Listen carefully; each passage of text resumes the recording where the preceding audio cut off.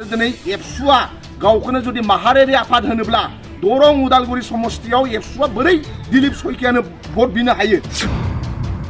माहारियारि आफाद बा एलिस दुर्गादास बर'आथ' बर'ना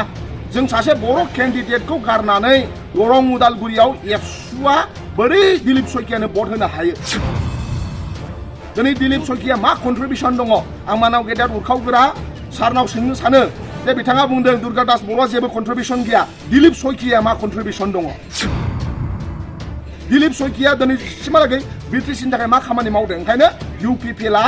दरं उदालगुरिनि रायजो राजाखौ फानबाय इउपिपिएलआ एबसुजों इउपिपिएलजों मिलायनानै दरं उदालगुरियाव दिलीप सयकियानो फानबाय प्रमद बर' हाटाव बिटिसिनि लाइमोनफोरखौ बासाय प्रमद बर' हाटाव बिटिसिनि आबादारिफोरखौ बासाय प्रमद बर' हाटाव बिटिसिनि फोरोंगिरिफोरखौ बासाय दिनै सोरबा आयाराम गयाराम सोर थाङो थांथों दा जोंनि बिटिसियावबो मानगोनां हाग्रामा महिलारि सारखौसो नायनानै भट होयो पलिटिक्सनि नामाव इउपिपिएलआ फोरोंगिरिफोरजों पलिटिक्सनि नामाव पलिटिक्स गेलेदों जोंनि बिसनायाव थसब थायो लेब थायो माने इउपिपिएलनि बिसिडिसिनि चेयारमेनफोरनि बिसनायाव फैसा थायो 500 थाखानि नट थायो जोङो उन्दुबा खरसा लायो जों गान्दुखौ इउपिपिएलनि बिसिडिसिनि चेयारमेनफोरा गोरिब गुन्द्रानि फैसाखौ जानानै बिथांमोना खरसा लायो करापसननि खोथाखौ इउपिपिएलनि खुगानिफ्राय समाया इउपिपिएलनि खुगानिफ्राय करापसन खोथाखौ समाया ओंखायनो इउपिपिएलनि मानसिफ्रा खुगाखौ डेटलजों सुनानै ला 15 बोसोराव जुदि हाग्रामा महिलारि सारा 15टा गेस्ट हाउस लुदोंब्ला 4 बोसोराव प्रमद आदाया गंब्रैखौ लुनो नांगौमोन गेस्ट हाउस मानो गंसेबो लुनो हायाखै 100% खाम्फा बरगयारि सारा देरहाखानाय आरो दुर्गादास बर'आबो देरहानाय बेयावनो गासै बर' खौरां नायगिरि नोंथांमोनखौ बरायग्रोनाय जाबाय बिपिएफ लाइमोन गांखंनि सासे सेक्रेटारि गोख्रों दैदेनगिरि बिथां कास्टम बसुमतारी बिथांजों जों बर' खौरांनि गेजेरजों माखासे आथिखालनि राजखान्थिनि थासारिखौ लानानै जोङो दसे सम बिथांजों मोगा-मोगि लानो नागिरदों बिपिएफनिफ्राय माबायदि जानो गोनां लकसभा बिसायख'थिनि फोसावथिनि हाबाफारिया माबोरै सोलिबाय दं जोंहा दासिमहालागै बिटिसियाव मोननै क'क्राझार एमपि समस्तियाव मानगोनां खाम्फा बरगयारि दरं उदालगुरि समस्तियाव मानगोनां दुर्गादास बर' आरो बेनिफ्राय सनितपुराव आरो बेनिफ्राय बरपेटायावबो जा केन्डिडेट होबाय दा जोङो जुदि बिटिसिनि खोथाखौ सावरायोब्ला क'क्राझार आरो दरं उदालगुरि मोननैबो बिराद पारफेक्ट क'क्राझारावबो मानगोनां खाम्फा बरगयारिजों जुजिनो हानाय आरो बेबो सासे राफोद गोरों इंराजि हिन्दी जेरावबो जेनै सासे आखा फाखा आरो एक्सपिरियेन्स गोनां मानाव गेदेर खाम्फा बरगयारि बिथाङा जोंहा क'क्राझारनिफ्राय बिपिएफनि केन्डिडेट बिथाङा देरहागोन दरं उदालगुरियावबो दुर्गादास बर'आ सासे राफोद आरो सासे सिनियर लिडार हिसाबै जोङो बिटिसिनिफ्राय एबार जारिमिनारि जानो थांगासिनो दङ मानाव गेदेर हाग्रामा महिलारि सार दैदेननायाव जोङो बिटिसिनिफ्राय सानै फार्स्ट टाइमनि थाखाय जोङो लकसभा एमपि मोननो थांगासिनो दङ जिहेतु ससियेल मिडियायाव गोबां चर्चा जाबाय थादों सिगांनि आगुनि मन्थ्रि बिथां चन्द्र ब्रह्म बिथाङा बिपिएफखौ नागारनानै इउपिपिएलआव जयेन जागोन होननानै चर्चा जानाय सोलिबाय थानो मोनदों मा फोरमायगोन बि थाङोबा माबा मोनसे दुर्बल जागोन नामा बिपिएफआ मानाव गेदेर हाग्रामा महिलारि सारजोंसो सोलियो बिपिएफखौ मानाव गेदेर हाग्रामा महिलारि सारखौसो नायनानै भट होयो आं मोनसे नोंथांमोननो एग्जाम्पल होनि टिएमसिआ ममता बेनार्जीजों सोलियो बै समाव जेला ममता बेनार्जीखौ बोखावनो थाखाय ममता बेनार्जीनि राइट हेन्ड जाय रेलवे मिनिस्टार जानाय मुकुल रयखौ बिजेपिआव थांदोंमोन आरो ममता बेनार्जीनिनो बिराद राइट हेन्ड माने सीएम केन्डिडेट बिजेपिनि मोनसे समाव टिएमसिजोंनो थानाय मिथिबायना शुभेन्दु अधिकारीखौ जेलानाखि बिजेपिआव हाबोमोन अब्ला वेस्ट बेंगलनि मानसिफोरा बुंदोंमोन जे ममता बेनार्जीजों जों रावबो सिनियर लिडार गैला एबार ममता बेनार्जीआ जेनगोन होनदों नाथाय ममता बेनार्जीआ उन्दै यां एडुकेटेड अभिषेक बेनार्जी सयानिका घोषमोनखौ लानानै ओरैबायदि गामि गामि हाबनानै आरो फिन बयनिफ्राय मजबुत भट लानानै ममता बेनार्जीआ देरहादों दा जोंनि बिटिसियावबो मानगोनां हाग्रामा महिलारि सारखौसो नायनानै भट होयो दिनै सोरबा समस्तियाव जुदि एमएलए मन्थ्रि जादोंब्ला मानाव गेदेर हाग्रामा महिलारि सारखौसो नायनानै भट होयो ओंखायनो दिनै सोरबा आयाराम गयाराम सोर थाङो थांथों नाथाय बिपिएफआ दुर्बल जाया दिनैसिमबो गामि गामि बिपिएफ न'खर बिपिएफ जोंनो बिपिएफखौ नांगौ प्रमद बर' हाटाव बिटिसि बासाव बे स्ल'गानजों सोलिनानै दङ ओंखायनो जोङो सोरबा थाङोब्लाबो जेबो फेक्टर जाया मानोना बिपिएफ दोलोआ हाग्रामा महिलारि सार्कलसो नायनानै भट होयो जिहेतु नोंथांमोना जानो गोनां बिसायख'थियाव रायजो राजाफोरनिसिम मा थांखि आरो मा मिशन आरो भिजनखौ लानानै नोंथांमोना मोनसे केम्पेनिं खालामदों होननानै फोरमायगोन जोंनि बर' खौरांनि गेजेरजों BPF-नाव मिशन दङ BPF-आ BTC-खौ सेस्टि खालामदों BPF-नि दैदेनगिरिफ्रा BTC-आव 6 दोल दादों BTC-नि मा होनो BTC-आव BPF-आ डेभेलपमेन्ट खामानि मावदों जोंनाव डेभेलपमेन्टनि एजेन्डा दङ BTC-आव सान्थि नांगौ BTC-आव डेभेलपमेन्ट नांगौ BTC-आव गुबुन गुबुन हारि माहारिखौ जोंनो नांगौ ओंखायनो ज' जों थांनो नांगोन ओंखायनो जोंनाव एजेन्डा दं लाइमोनफोरखौ लानानै जोंनाव एजेन्डा दङ जे UPPL-आ BTR सुक्तियाव खुनु CSB-नि खोथाखौ लिरनाय गैया सेन्ट्रेल सिलेक्सन बर्ड ओंखायनो जोंनाव BTC सुक्तिनि गेजेरजों BLT-आ सुक्ति खालामबा 5.4-आव लिरनाय दं जे आसाम पाब्लिक सार्भिस कमिसननि गाहायाव बेसेबां साख्रि दं बेखौ BTC-नि सरकारा होनो हायो ओंखायनो दिनै 4 बोसोर UPPL-नि सरकाराव लाइमोनफोरखौ सेंग्रा सिख्लानो साख्रि होनो हायाखै ओंखायनो जोंहा मानाव गेदेर हाग्रामा महिलारि सारा बुंदों जे जोंहा क'क्राझारनिफ्राय बेसेबां पस्ट खालि जायो बेखौ जों क'क्राझारनि मानसिनो होगोन चिराङाव बेसेबां पस्ट खालि जायो चिरांनि मानसिया मोनगोन बाक्सायाव सालबारियाव बेसेबां पस्ट खालि जायो सालबारिनि मानसिया मोनगोन उदालगुरियाव बेसेबां पस्ट खालि जायो उदालगुरिनि मानसिया मोनगोन ओंखायनो जोंनाव लाइमोनफोरखौ लानानै जोंनाव एजेन्डा दङ फोरोंगिरिफोरखौ लानानै जोंनाव एजेन्डा दङ फोरोंगिरिफोरनि भेन्सार स्कुलनि प्रब्लेमखौ दिनै UPPL-आ रायलाया भेन्सार स्कुला फोरोंगिरिफ्रा जोंनि समाजाव बिराद अबदान होबाय बे अबदानखौ जों दैयाव थांहोआ ओंखायनो फोरोंगिरिफोरखौ लानानै जोंनाव मा होनो एजेन्डा दङ बिथांमोना 10टा कलेजखौ जाबाय होनदों जेरावनाखि मा होनो फाइनेन्सनि प्रुफ गैया मा होनो स्टेटनि जेबो गैया दा बिथांमोना पलिटिक्सनि नामाव UPPL-आ फोरोंगिरिफोरजों पलिटिक्सनि नामाव पलिटिक्स गेलेदों जों नाथाय फोरोंगिरिफोरखौ मान होयो बिथांमोननि समाजनि अबदानखौ ओंखायनो टिचारफोरखौ लानानै एजेन्डा दं आबादारिफोरखौ लानानै एजेन्डा दं इरिगेसन प्रजेक्ट नांगौ आबादारिफोरखौ जोंहा लानानै एजेन्डा दं BTC-खौ डेभेलपमेन्टखौ लानानै जोंहा एजेन्डा दङ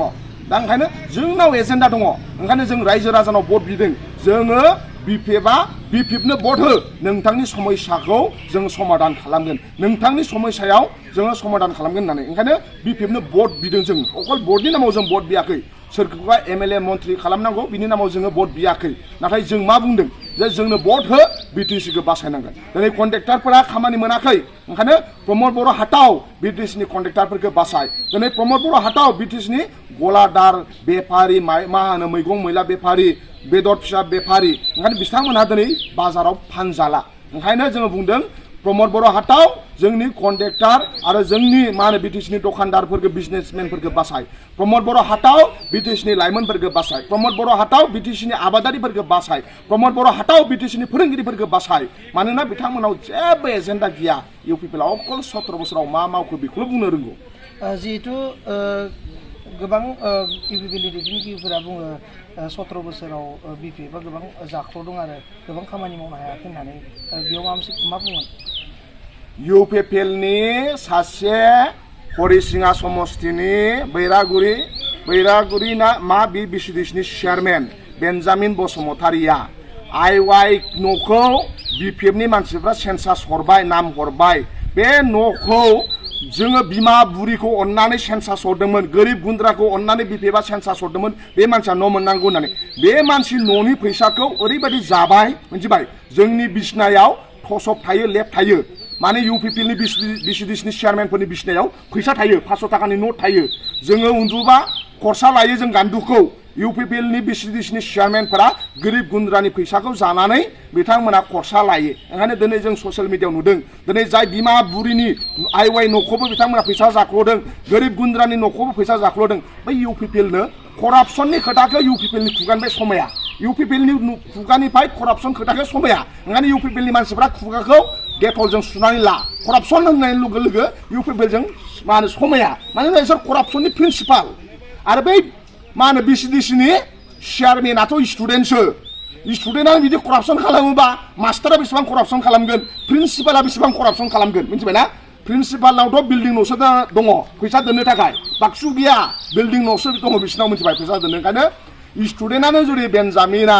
BCDC-नि चेयारमेना जुदि एसेबां करापसन खालामबा बिनि टिचार बिनि प्रिन्सिपाला ओंखायनो फैबाय थानाय समाव UPPL माने करापसन UPPL माने थगायनानै जाग्रा UPPL माने बिमा बुरिनि न'खौबो जाख्ल'नाय UPPL माने गोरिब गुन्द्राखौ गोदना सेरथेनाय ओंखायनो करापसना UPPL-जोंसो मान मामायो जों 17 बोसोराव मानाव गेदेर हाग्रामा महिलारि सारा बिराद डेभलपमेन्ट खालामदों जेरावनाखि बिटिसि जायोब्ला मोनसेबो अफिस गैयामोन अफिसखौ लुजोबदों मानाव गेदेर हाग्रामा महिलारि सारा बिटिसि जाजेनोब्ला मोनसेबो दालां लामा गैयामोन हाग्रामा महिलारि सारा लुदों जों बिटिसिनि थाखाय गुबुन गुबुन भारतनि नोगोराव बडलेण्ड गेस्ट हाउस लुदों 15 बोसोराव जुदि हाग्रामा महिलारि सारा 15टा गेस्ट हाउस लुदोंब्ला 4 बोसोराव प्रमोद आदैया गंब्रैथ' लुनो नांगौमोन गेस्ट हाउस मानो गंसेबो लुनो हायाखै ओंखायनो डेभलपमेन्ट होनाया UPPL जों डेभलपमेन्ट होनाय एजेन्डायानो गैया बिसिनाव नांलाय होनाय खमलाय होनाय थगायनानै जानाय बिसिनाव बेल' एजेन्डा दं नांलायनाय खमलायनाय थगायनानै जानाय एजेन्डायानो UPPLनि एजेन्डा